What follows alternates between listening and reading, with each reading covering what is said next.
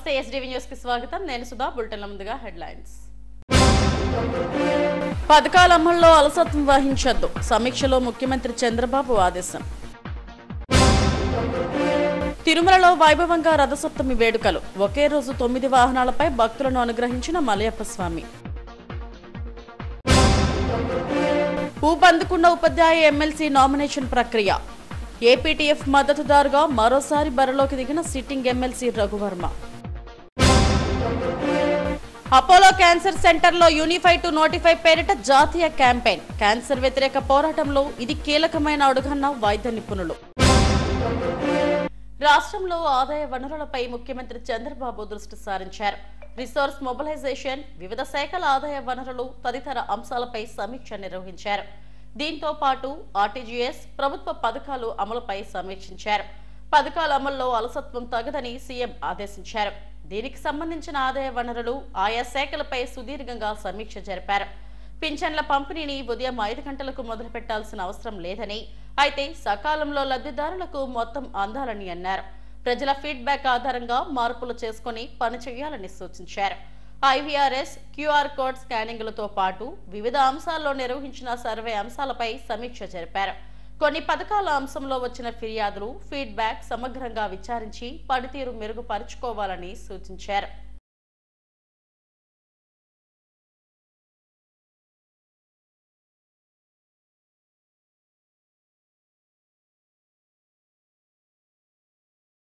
తిరుమలలో రథసప్తమి ఉత్సవం అంగరంగ వైభవంగా జరిగింది. వాహన సేవలు కన్నుల పండుగ సాగాయి. రథసప్తమి సందర్భంగా చక్ర స్నానాన్ని వైభవంగా నిర్వహించారు. వరాహస్వామి ఆలయం వద్ద స్వామివారి పుష్కరిణిలో అభిషేకం నిర్వహించారు. తిరుమలలో రథసప్తమి వేడుకలు వైభవంగా జరిగాయి. వాహన సేవలు భక్తులను ఆధ్యాత్మిక పరవశంలో ముంచెత్తాయి. లక్షలాదిగా భక్తులు తరలి రావడంతో తిరుమల గిరులు గోవింద నామస్మరణతో మార్మోగాయి. ప్రతి ఏటా మాఘ శుద్ధ సప్తమి నాడు ఈ ఉత్సవాన్ని తిరుమలలో అత్యంత వైభవంగా నిర్వహిస్తారు. ఒకే రోజున మలయప్ప స్వామివారు సూర్యప్రభ, చినశేష, గరుడ, హనుమ, కల్పవృక్ష, సర్వభూపాల, చంద్రప్రభ వాహనాలపై అనుగ్రహించడం విశేషం. అందుకే ఈ ఉత్సవాన్ని అర్ధ బ్రహ్మోత్సవం, మినీ బ్రహ్మోత్సవం, ఒకరోజు బ్రహ్మోత్సవంగా పిలుస్తారు. క్రీస్తు శకం 1564 నుండి రథసప్తమి పర్వదినాన్ని తిరుమలలో నిర్వహిస్తున్నట్టు శాసనాధారాలు ఉన్నాయి. సూర్యోదయం నుండి చంద్రోదయం వరకు వివిధ వాహనాలపై స్వామివారు విహరిస్తారు. అత్యంత ప్రధానమైన రథసప్తమి వాహన సేవ సూర్యప్రభ వాహనం. సర్వలోకాలకు చైతన్యాన్ని కలిగిస్తూ ఉదయించే శ్రీసూర్య భగవానుడు తన ఉషారేఖలను ఉదయం 6:48 శ్రీవారి పాదాలపై ప్రసరించి అంజలి ఘటించారు. ఈ వాహన సేవ అపురూప దృశ్యాన్ని తిలకించిన భక్తులు భక్తి పారవశ్యంతో పులకించారు. అనంతరం హనుమంత వాహనంపై మలయప్ప స్వామివారు విహరించారు. భగవద్భక్తులలో హనుమంతుడు అగ్రగణ్యుడు. రామాయణంలో మారుతి స్థానం అద్వితీయం. లంకా భీకరుడిగా ప్రసిద్ధుడైన ఆంజనేయుడు వెంకటాద్రివాసున మూపున వహించి దర్శనమిచ్చారు. గురు శిష్యులై శ్రీరామ హనుమంతులు వాహక రూపంలో దర్శనమిచ్చారు. ఈ ఇరువురిని చూసిన వారికి వేదాల తత్వం సంప్రాప్తిస్తుందని భక్తుల విశ్వాసం. గరుడ వాహనంపై భక్తులను కటాక్షించారు. 108 వైష్ణవ దివ్య దేశాల్లో గరుడ సేవ అత్యంత ప్రాధాన్యతను సంతరించుకుంది. జ్ఞాన వైరాగ్య రూపాలైన రెక్కలతో విహరించే గరుడుని దర్శిస్తే సర్వ పాపాలు తొలగిపోతాయని భక్తుల విశ్వాసం. గోవింద నామస్మరణ మధ్య వైభవంగా ఈ వాహన సేవలు సాగాయి. అడుగడుగునా భక్తులు కర్పూర హారతులు పట్టారు. వాహన సేవల అనంతరం రథసప్తమి సందర్భంగా చక్ర స్నానాన్ని వైభవంగా నిర్వహించారు. వరాహస్వామి ఆలయం వద్ద ఉన్న స్వామివారి పుష్కరిణిలో చక్రతాళ్వార్లకు పాలు, పెరుగు, నెయ్యి, తేనె, చందనంతో అర్చకులు అభిషేకం చేశారు. రథసప్తమి సందర్భంగా మాడవీధుల్లోని గ్యాలరీల్లో భక్తుల సౌకర్యాలను ఈవో శ్యామలరావు పరిశీలించారు. భక్తులను స్వయంగా అడిగి తెలుసుకున్నారు.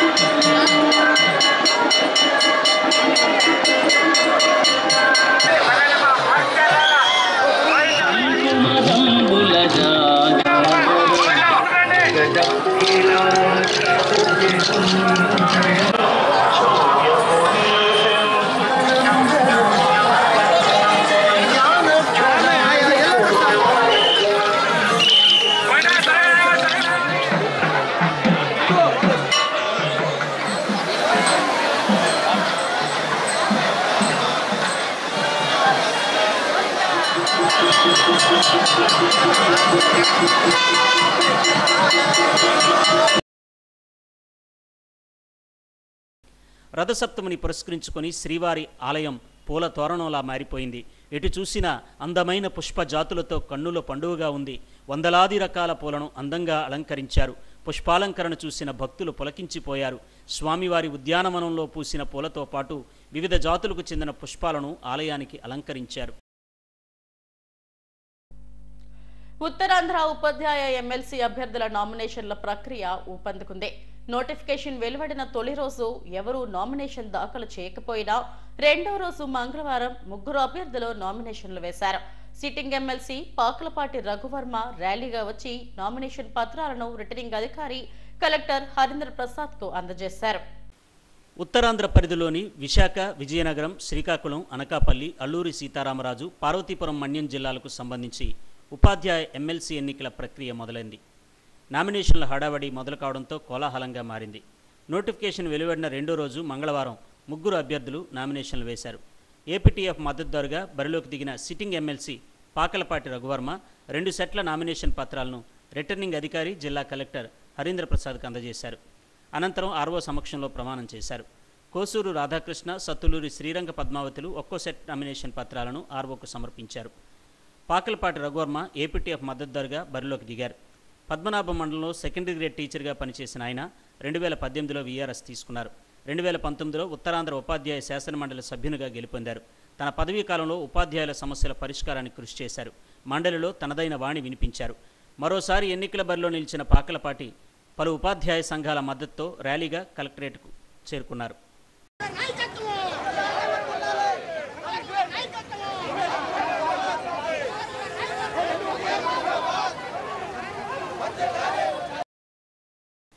మరోసారి తనను ఏపీటీఎఫ్ ఎన్నికల బరిలో నిలిపిందని ఎమ్మెల్సీ రఘువర్మ అన్నారు. తన పదవీ కాలంలో ఉపాధ్యాయుల సమస్యల పరిష్కారానికి కృషి చేశానని, మరింత మెరుగైన సేవలు అందించేందుకు మరోసారి అవకాశం ఇవ్వాలని కోరారు.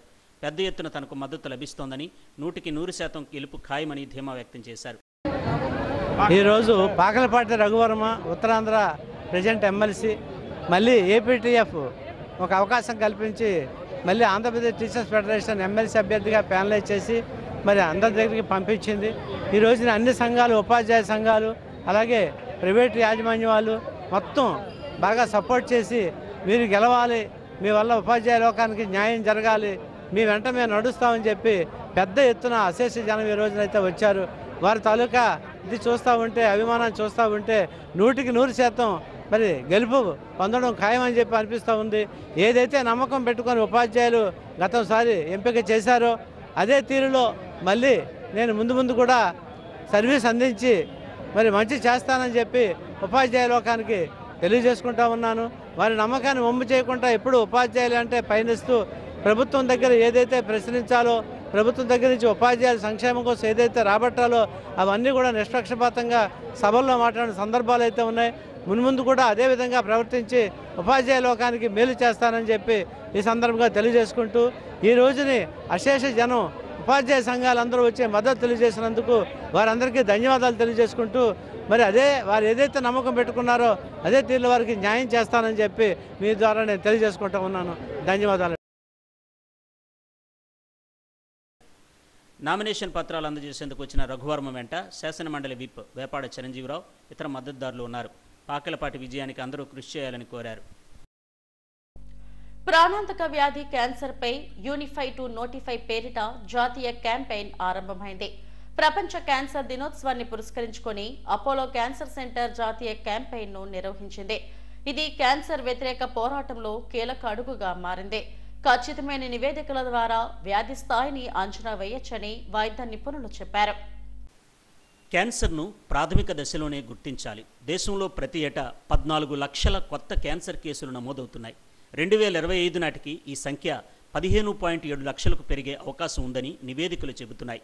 Parliamentary standing committee on health and family welfare 2022లో క్యాన్సర్ను గుర్తించదగిన వ్యాధిగా చేయాలని సిఫార్సు చేసింది. దీంతో భారత ప్రభుత్వం క్యాన్సర్పై జాతీయ క్యాంపెయిన్ను ముందుకు తీసుకెళ్తోంది. ఈ నేపథ్యంలో ప్రపంచ క్యాన్సర్ దినోత్సవాన్ని పురస్కరించుకుని Apollo cancer centre, India council of medical research, Indian medical association, రాష్ట్ర ఆంకాలజీ సంఘాలు సంయుక్తంగా క్యాన్సర్పై యూనిఫై టు నోటిఫై పేరిట జాతీయ క్యాంపెయిన్ను ప్రారంభించాయి. ఆరిలోవులోని అపోలో క్యాన్సర్ సెంటర్లో నిర్వహించిన ఈ క్యాంపెయిన్కు ఐఎంఏ అధ్యక్షురాలు డాక్టర్ వాణి, కార్యదర్శి డాక్టర్ మురళీమోహన్లు అతిథులుగా హాజరై ప్రారంభించారు. భారత ప్రభుత్వం క్యాన్సర్ను గుర్తించదగిన వ్యాధిగా నిర్ణయించడంతో క్యాన్సర్ వ్యతిరేక పోరాటంలో కీలక అడుగుగా చెప్పొచ్చని వక్తలు అన్నారు. క్యాన్సర్ను గుర్తించదగిన వ్యాధిగా నిర్ణయించడం వల్ల రియల్ టైం డేటా సేకరణ, ఖచ్చితమైన నివేదికలు సాధ్యమవుతాయని అన్నారు. తద్వారా వ్యాధి స్థాయిని అంచనా వేయొచ్చని చెప్పారు. లక్ష్యాలకు అనుగుణంగా చికిత్సా విధానాల ద్వారా ప్రామాణిక చికిత్స ప్రోటోకాల్ రూపొందించవచ్చునని తెలిపారు. ఒక విషయం ఒకటి చెప్పాలి. ఇది ఈసారి ప్రతి ఏడాది ఫిబ్రవరి 4వ తారీఖున వరల్డ్ క్యాన్సర్ డే. ఈ రాబోయే 3 సంవత్సరాల్లో యునిక్ బై యునైటెడ్ ఇది ఒక థీమ్గా పెట్టారు. అంటే ప్రతి వాళ్ళ కథ విభిన్నమైనది, ప్రతి క్యాన్సర్ పేషెంట్ తాలూకా కథ విభిన్నమైనది. అలా వాళ్ళు యునిక్. కాకపోతే యునైటెడ్గా ఎంత సర్వీస్ పొందుతారో అన్నది యునైటెడ్నెస్. సో మీ కుటుంబ సభ్యులే కాదు, వైద్యులు, ఇంకా ఇందాక చెప్పారు కేర్ ప్రొవైడర్స్ కూడా ఎంత బాగా కేర్ ఇస్తున్నారని. సో ఇవన్నీ అయితేనే ఒక మంచి అవుట్పుట్ కానీ ఒక రిజల్ట్ కానీ వస్తుంది. సో ఇందులో అందుకని ఈ థీమ్ రాబోయే 3 ఏళ్లలో ఇచ్చింది WHO. సో అందుకని ప్రతి వాళ్ళ చరిత్ర యునీకే అయినప్పటికీ యునైటెడ్నెస్ కూడా ఉండాలి. Our patients, they give us the inspiration to believe that yes, this disease is curable, and this disease is curable, and you give us more strength so that we fight or we help our other patients to fight the disease. And thank you very much for coming today and making this event a great success.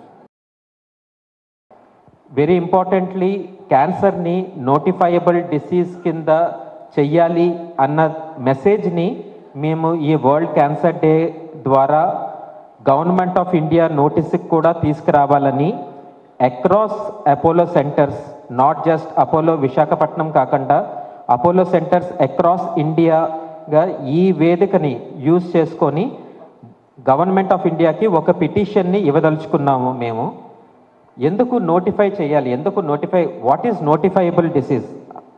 Any cancer diagnosis అయిన తర్వాత, any disease diagnosis అయిన తర్వాత నోటిఫైయబుల్ disease అంటే ఏంటంటే దాన్ని వెంటనే మనం diagnose చేసిన వాళ్ళు, డాక్టర్ అయితే డాక్టర్, హాస్పిటల్ అయితే హాస్పిటల్, ల్యాబ్ అయితే ల్యాబ్, ఇమీడియట్గా by law they are required to notify to government organisations so that ఆ పర్టికులర్ ప్రాబ్లం తాలూకు ఇన్సిడెన్స్ ఎంత ఉంది, ప్రివలెన్స్ ఎంత ఉంది, ఏ విధంగా రిసోర్సెస్ ఎలకేట్ చేయాలి, ట్రీట్మెంట్కి ఎంత రిసోర్స్ ఎలకేట్ చేయాలి, రీసెర్చ్కి ఎంత రిసోర్స్ ఎలకేట్ చేయాలి, ఇవన్నీ నోటిఫైబుల్ డిసీజ్ అనే దాని ద్వారా తెలుస్తుంది. But still, I was so happy to be in the part of the Apollo as a patient.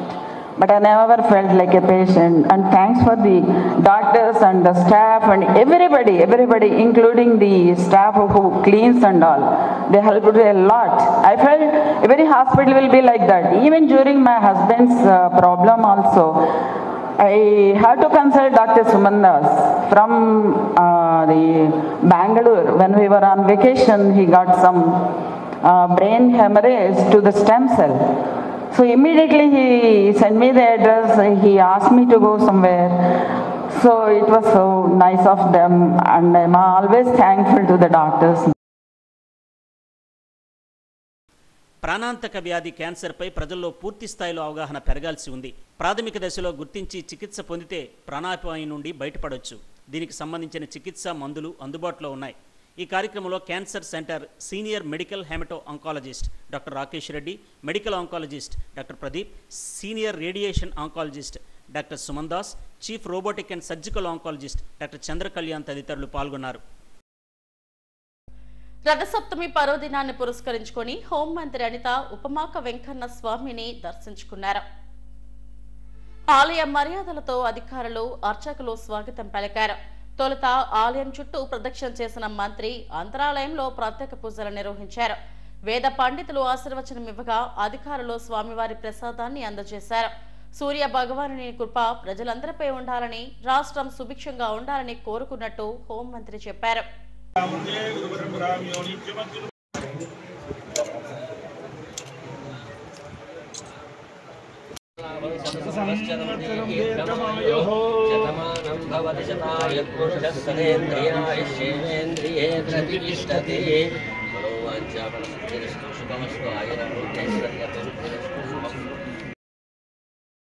Pineapple colony సమీపంలోని కొత్త గోశాల ప్రాంగణంలో వెలిసిన సూర్యనారాయణమూర్తి దేవాలయంలో రథసప్తమి వేడుకలు ఘనంగా జరిగాయి. వైదికులు స్వామివారికి అభిషేకాలు నిర్వహించారు. పరిసర ప్రాంతాల నుండి పెద్ద సంఖ్యలో భక్తులు తరలివచ్చారు. భీమిలి ఎమ్మెల్యే గంటా శ్రీనివాసరావు స్వామివారిని దర్శించుకుని ప్రత్యేక పూజలు చేశారు.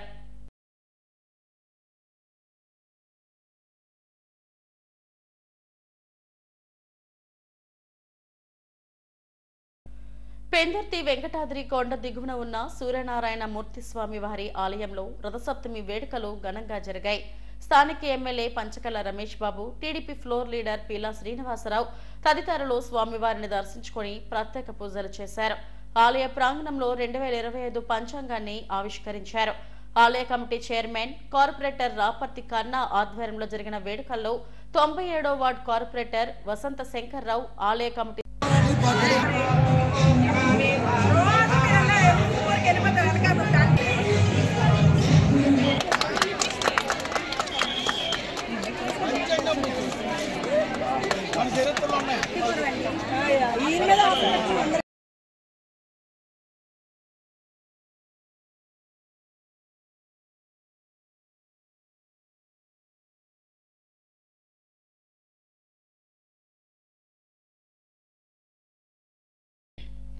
గాజువాక బాలచెరువు శివాలయంలో రథసప్తమి వేడుకలు విశ్వ హిందూ పరిషత్ ఆధ్వర్యంలో ఘనంగా జరిగాయి. పరిషత్ గాజువాక సంచాలకులు జిలకర్ర రమణ ఆధ్వర్యంలో సూర్య భగవానుడికి ప్రత్యేక పూజలు నిర్వహించారు. సూర్యుడు ఎదురుగా పాలు ఉంచారు. అనంతరం దాంతో పాయాసం చేసి భక్తులకు ప్రసాదంగా పంచిపెట్టారు. సూర్య భగవానుడు ప్రత్యక్ష దైవమని, సూర్యరశ్మి లేకపోతే జీవరాశి లేదని అన్నారు. ఈ కార్యక్రమంలో ఆలయ ప్రధాన అర్చకులు శర్మ, జిలకర్ర భువనేశ్వరి తదితరులు పాల్గొన్నారు. శిరోరోగ ప్రమేయాంశ మహావ్యాధీన్ నాశయేతు, అజీర్ణ రోగాలు పోతాయి సూర్యుడికి అర్చన చేయడం వల్ల. 2 చేతులతో నమస్కరించే వల్ల తినే పదార్థం అడుగుతుందంటే ఈ శక్తి ఎవరిస్తున్నారు అంటే సూర్యనారాయణ స్వామి అనుగ్రహం ఉన్నది కాబట్టి.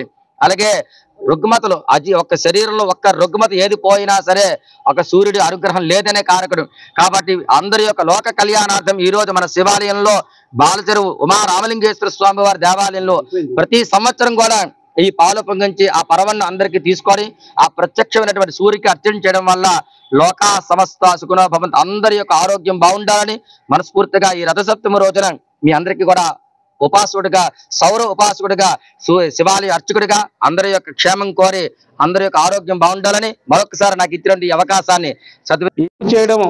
ఎందుకంటే మనకి ఎంతో కనపడేది దేవుడు, మనకి నిత్యం ఆరోగ్యాన్ని ఇచ్చిన దేవుడు. మనకు కాకుండా పక్షులకి, జంతువులకి, తర్వాత వృక్షాలకు కూడా ఆయన ఒక వెలుగు పడితేనే కానీ మనకి ఒక ఇది రాదు. దానికి మరి ఈ రోజు మనం హిందువులు ఎప్పుడో కనిపెట్టి సూర్య నమస్కారం చేయాలని చెప్పేసి మనం ఈ కార్యక్రమం పెట్టారు.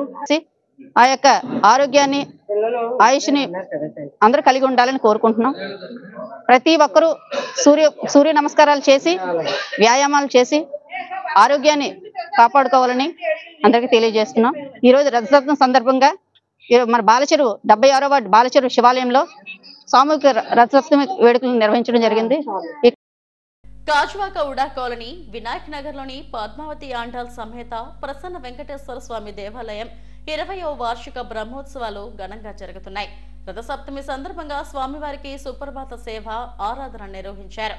సూర్యప్రభ వాహనంపై స్వామివారిని తిరువీధుల్లో ఊరేగించారు. అనంతరం లక్ష్మీ హయగ్రీవ యాగం పూర్ణాహుతి నిర్వహించారు. ఆలయం నిర్మించి 20 ఏళ్లు పూర్తవుతున్న సందర్భంగా బ్రహ్మోత్సవాలు ఘనంగా నిర్వహించాలని ఆలయ కమిటీ ప్రతినిధులు తెలిపారు. ఆ పరిమాణాలు వచ్చిన తర్వాత స్వామి యొక్క సన్నిధిలో లక్ష్మీ హయగ్రీవ ఇష్టి కార్యక్రమాన్ని ఇక్కడ జరుగుతూ ఉంటుంది. ఇదిగో హయగ్రీవ స్వామి అవతారాన్ని ధరించి ఉన్నాడు. ఇక్కడ కలశలు కుంభాలు వేయించేసి ఉన్నాయి. ఇక్కడ నిత్యహోమ కార్యక్రమం ఉంది. సుమారుగా 1 గంటన్నర వరకు కూడా ఈ హోమ కార్యక్రమం జరుగుతుంది. ఈ యొక్క లక్ష్మీ హయగ్రీవ ఇష్టిలో కార్యక్రమంలో కూర్చునేటువంటి వారు సుమారు 70 మంది దంపతులు ఆ లక్ష్మీ హయగ్రీవ ఇష్టి కార్యక్రమంలో కూర్చుని స్వామివారి యొక్క ప్రతి సంవత్సరము కూడా బ్రహ్మోత్సవ కార్యక్రమాల్లో ఒక విశేష హోమ కార్యక్రమాన్ని పెట్టడం ఆనవాయితీ. అదే ఈ సంవత్సరం లక్ష్మీ హయగ్రీవ ఇష్టి కార్యక్రమాన్ని నిర్వహించి భక్తులందరూ కూడా వారి వారి యొక్క కామ్యమైనటువంటి కోరికలన్నీ తీర్చుకుని స్వామి యొక్క అనుగ్రహాన్ని పాత్రలు కావాల్సిందిగా మనం చేస్తూ ఉన్నాం. జై శ్రీమన్నారాయణ. ఓం నమో వెంకటేశాయ. ఎంతో చుట్టుపక్కల ప్రాంత భక్తులకి ఎంతో ఉపయోగకరంగా భక్తులు ఆ తిరుమల శ్రీవారిని చూసినంత అనుభవం ఇక్కడ పొందుతున్నారు ఈ వినాయక నగర్ గుడిలో. అలాగే ఈ కమిటీ వారు కూడా దినదినం వాళ్ళు చేస్తున్న అభివృద్ధి చూస్తుంటే ఇది ఇంకో తిరుపతి అయ్యేలాగా అంత ప్రాబల్యం చుట్టుపక్కల జరుగుతుంది. దీనికి ఈ చుట్టుపక్కల భక్తులు కూడా ఎంతో సహకరిస్తూ భగవంతుని ఆశీస్సులతో దినదిన అభివృద్ధి చెందుతూ, అలాగే ఈ సందర్భంగా అందరికీ భక్తులకి ఈ రథసప్తమి శుభాకాంక్షలు తెలియజేస్తూ అందరికీ మంచి జరగాలని కోరుకుంటున్నాం. హెడ్లైన్స్ మరోసారి. పథకాల అమల్లో అలసత్వం వహించొద్దు, సమీక్షలో ముఖ్యమంత్రి చంద్రబాబు ఆదేశం.